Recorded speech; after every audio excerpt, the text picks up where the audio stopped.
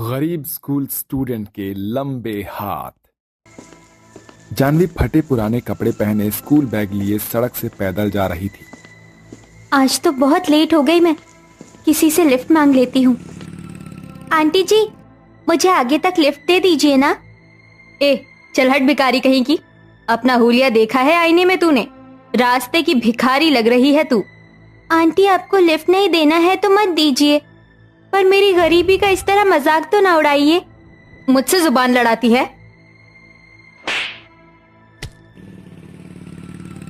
पता नहीं इस दुनिया में गरीबों के साथ लोग ऐसा बर्ताव क्यों करते हैं। इधर वही महिला अपनी स्कूटी पर उसी गांव की एक स्कूल के बाहर आती है। उस महिला का नाम राशि था।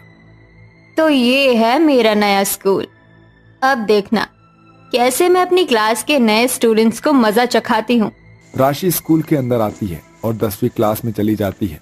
अंदर क्लास में सभी स्टूडेंट स्कूल का यूनिफॉर्म पहने बेंच पर बैठे थे। स्टूडेंट्स, तो मैं हूँ तुम्हारी नई टीचर राशि। मैं बहुत स्ट्रिक्ट हूँ। मुझे क्लास में जरा भी मस्ती शोरगुल पसंद नहीं है, और अगर किसी ने मेरी बात नहीं मानी तो मैं छड़ी से उसकी खूब पिटाई करूंगी। ये सुनकर सब स्टूडेंट्स घबरा जाते हैं। अरे पायल, ये नई टीचर तो बड़ी खतरनाक लगती है। हाँ यार, पता नहीं, देखते हैं अब ये क्या करती है हमारे साथ। तभी उसी क्लास से बाहर जानवी आती है। तू यहाँ कैसे आई भिखारी?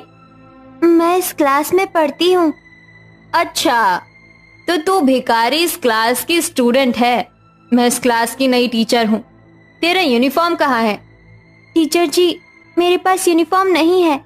तुझे स्कूल में यूनिफॉर्म पहनकर आना होगा, और स्कूल में इतना लेट आने पर तुझे सजा मिलेगी। चल हाथ निकाल अपना। माँ। तभी जानवी क्लास में सबसे पीछे जाकर बैठ जाती है। बड़ी जुबान लड़ा रही थी ना मुझसे। अब देखती जा भिखारी, मैं क्या करती हूँ तेरे साथ। चलो सबसे पहले इस क्लास के स्टूडेंट से अपना आज का जेब खर्च निकालती हूँ। तभी राशि सामने बैठे राहुल को बुलाती है। कितने पैसे है जेब में? टीचर जी 20 रुपए हैं। चल निकाल पैसे। ये सुनकर सभी दंग रह जाते हैं। तभी राहुल अपनी जेब से पैसे निकालकर अपनी टीचर राशि को दे देता है। चल अब अपने बेंच पर जाकर बैठ। ए, तू अब। तभी रोहन आता है और वो अपनी जेब से 30 रुपए निकालकर राशि को दे देता है। पायल, ये टीचर स्टूडेंट से पैसे क्यों ले रही है? पता नहीं, ये टीचर तो बहुत अलग और खतरनाक लगती है। इसी तरह से राशि एक एक करके सभी स्टूडेंट से पैसे लेती जाती है। अब केवल जानवी बची थी। टीचर जी, मेरे पास पैसे नहीं है। भिखारी कहीं की, तेरे पास पैसे भी नहीं है। तभी राशि जानवी को बेरहमी से पीटने लगती है और उसके कपड़े फाड़ देती है। ये देखकर क्लास के सभी स्टूडेंट्स बेहद घबरा जाते हैं। जानवी, चल पैर दबा मेरे। और तुम सब एक बात कान खोल कर सुन लो। कल से जो भी पैसा तुम अपने घर से लाओगे, वो सारा पैसा मुझे लाकर देना होगा। और अगर ये बात किसी ने किसी को बताई तो मैं उसे 10वीं में फेल कर दूंगी, समझे? चलो सब एक एक करके अपना टिफिन लेकर आओ मेरे पास। अपनी नई टीचर का बर्ताव और गुस्सा देखकर सभी स्टूडेंट्स घबरा जाते हैं और सभी एक एक करके अपना अपना टिफिन लाकर राशि को देते हैं। और राशि बड़े मजे से एक एक स्टूडेंट्स का टिफिन खा जाती है। और जानवी बेचारी लगातार राशि के पैर दबाए जा रही थी। शाम का समय था। तभी जानवी अपने फटे कपड़ों के साथ घर आती है। वो अपने गरीब माता पिता कुलदीप उर्मिला के साथ रहती थी। कुलदीप के पास इतने भी पैसे नहीं थे कि वो अपनी बेटी जानवी को स्कूल का यूनिफॉर्म खरीद कर दे सके। जानवी बिटिया, ये तेरे कपड़े कैसे फट गए? माँ, वो क्लास में बेंच में अटक गए थे। थोड़े समय बाद, ये नई टीचर तो बड़ी खतरनाक है। अगर मैंने किसी को टीचर के बर्ताव के बारे में बताया तो टीचर मुझे फेल कर देंगी। अगले दिन जब सभी स्कूल आते हैं तभी राशि फिर से यूनिफॉर्म ना होने से जानवी को पीटने लगती है और फिर से उससे अपने पैर दबवाने लगती है। और कल की तरह ही आज भी सभी स्टूडेंट से पैसे और टिफिन छीन लेती है। शाम का समय। अरे वाह, आज तो अपनी क्लास के स्टूडेंट से 300 रुपए मिले हैं मुझे।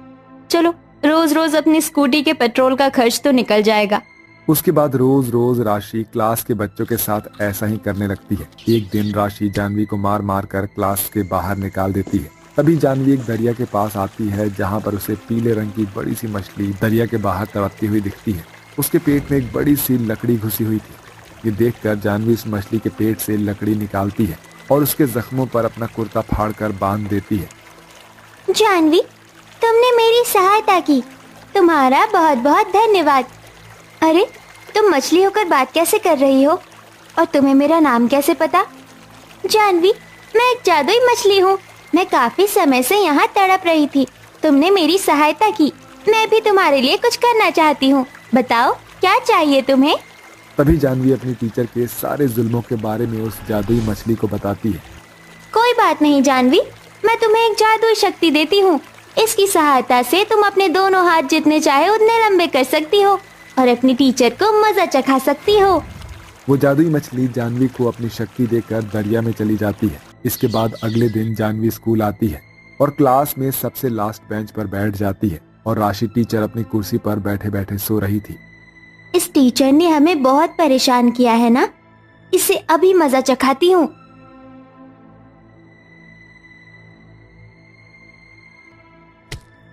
अरे बाप रे, कितनी जोर से मारा रे। राशि गुस्से से खड़ी हो जाती है। किसने मारा मुझे लकड़ी से? हाँ, किसने की यह हरकत? क्या हुआ टीचर जी? मेरे मुंह पर लकड़ी से किसने मारा? लकड़ी से? पर हम सब तो यही बैठे पढ़ाई कर रहे हैं, हमने नहीं देखा टीचर जी। राशि को समझ ही नहीं आ रहा था कि उसे किसने मारा।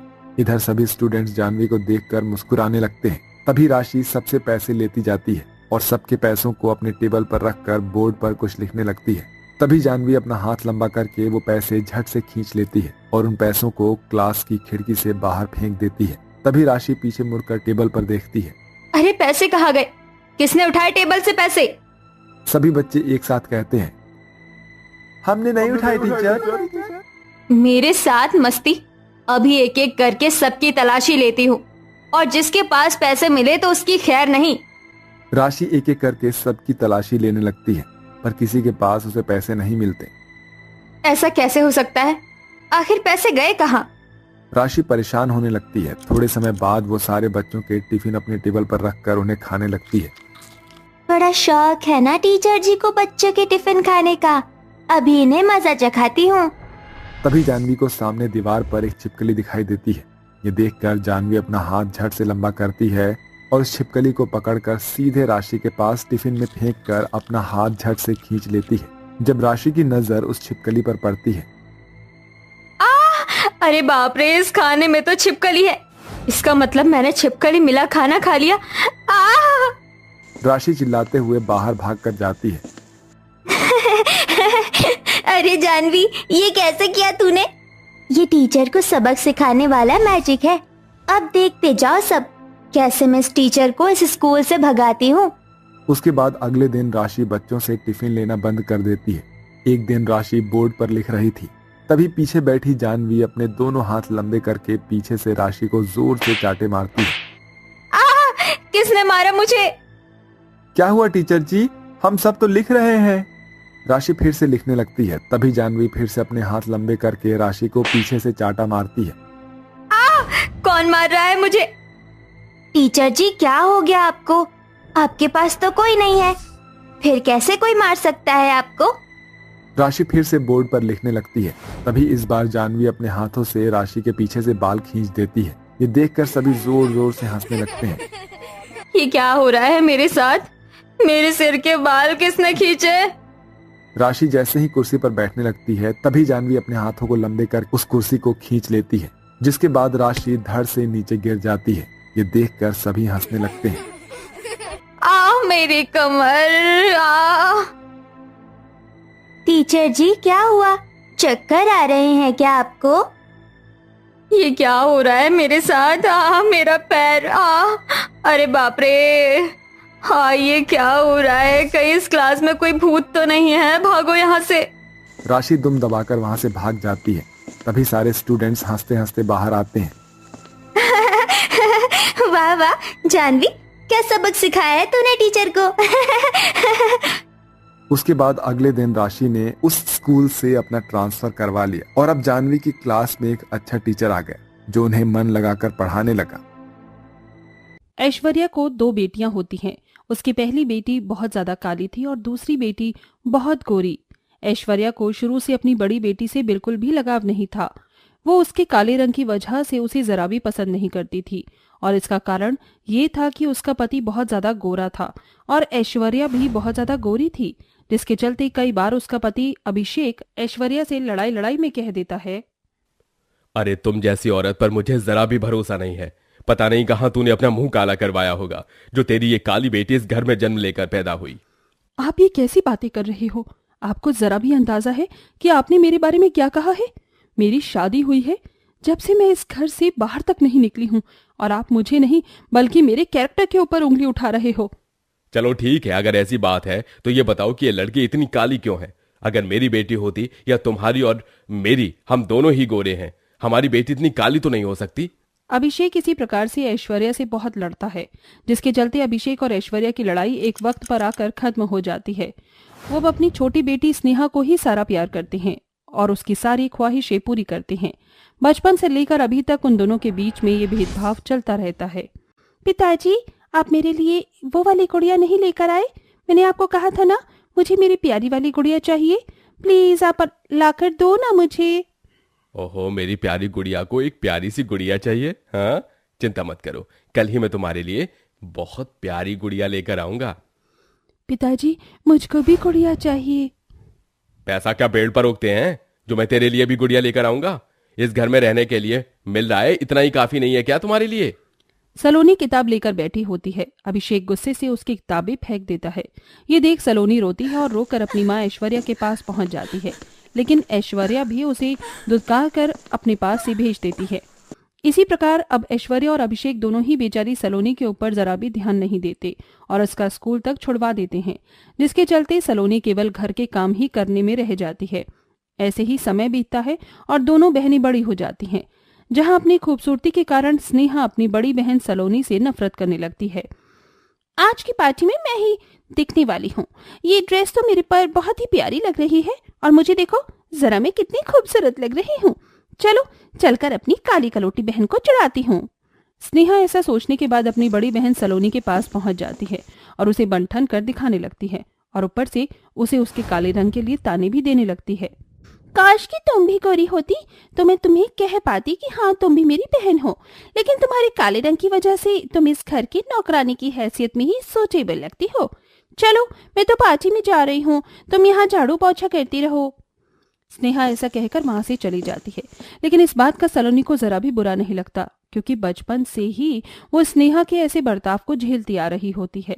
अब दोनों शादी के लायक हो जाती हैं, जिसके चलते अभिषेक और ऐश्वर्या दोनों ही सबसे पहले अपनी छोटी बेटी के लिए अमीर घराने का रिश्ता ढूंढने लगते हैं।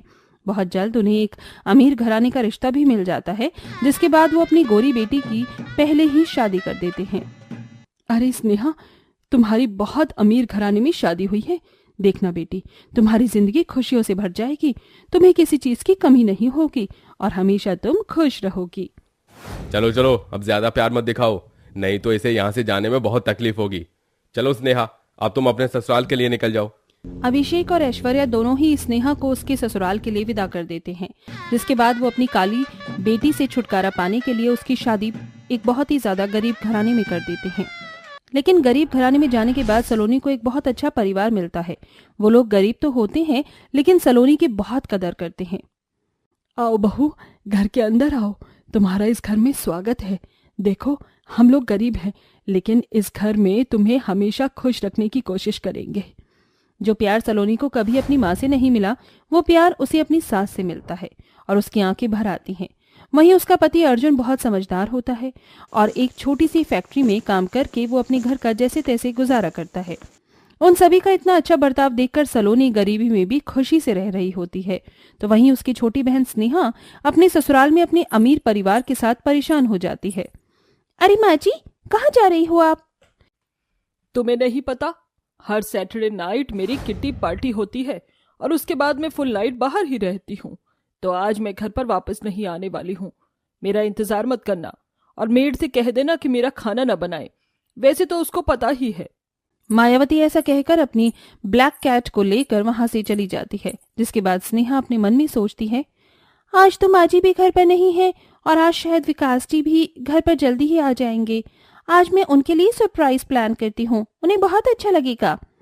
ये सोचकर स्नेहा अपने पति को सरप्राइज देने के लिए घर पर डेकोरेशन करती है और उसके लिए केक बनाती है। लेकिन जैसे ही विकास ऑफिस से घर आता है, वो स्नेहा से कहता है, What the hell? ये सब क्या कर रखा है? तुम पागल हो गई हो क्या? तुम्हें पता होना चाहिए कि मैं ऑफिस में कितना फ्रस्ट्रेटेड हो जाता हूँ, और फिर यहाँ आकर मैं सोचता हूँ कि मुझे थोड़ा सा रेस्ट मिले, लेकिन तुम हो कि पूरे घर को बिखेर कर रखा है। विकास का ऐसा बर्ताव स्नेहा को बहुत अजीब लगता है।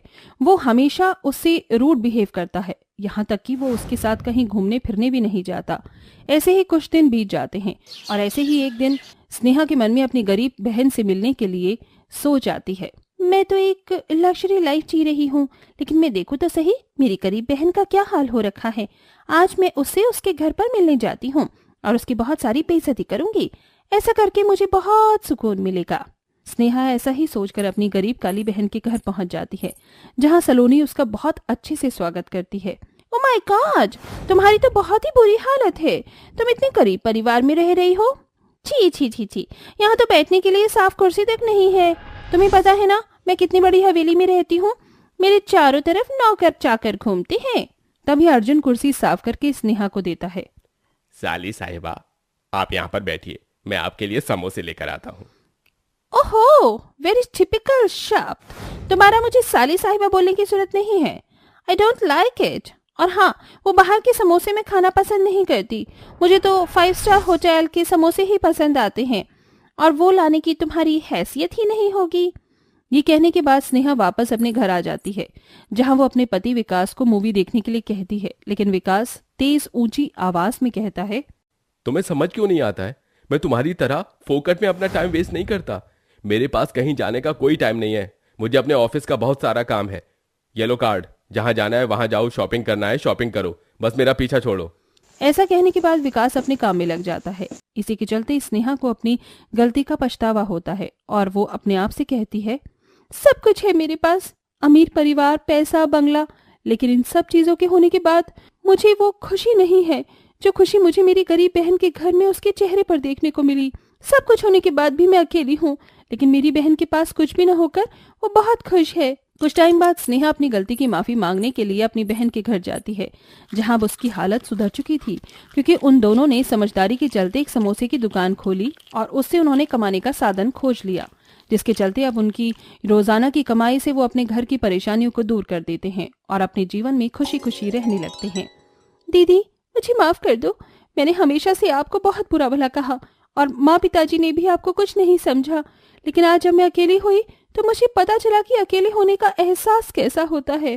धत पगली, तू मुझसे छोटी है, तुझे मुझसे माफी मांगने की जरूरत नहीं है।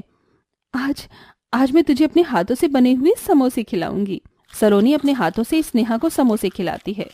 अपनी बड़ी बहन का ये प्यार देखकर सलोनी बहुत खुश होती है। उस दिन के बाद से उन दोनों के बीच सब कुछ ठीक हो जाता है और वो दोनों बहनें खुशी खुशी रहने लगती हैं।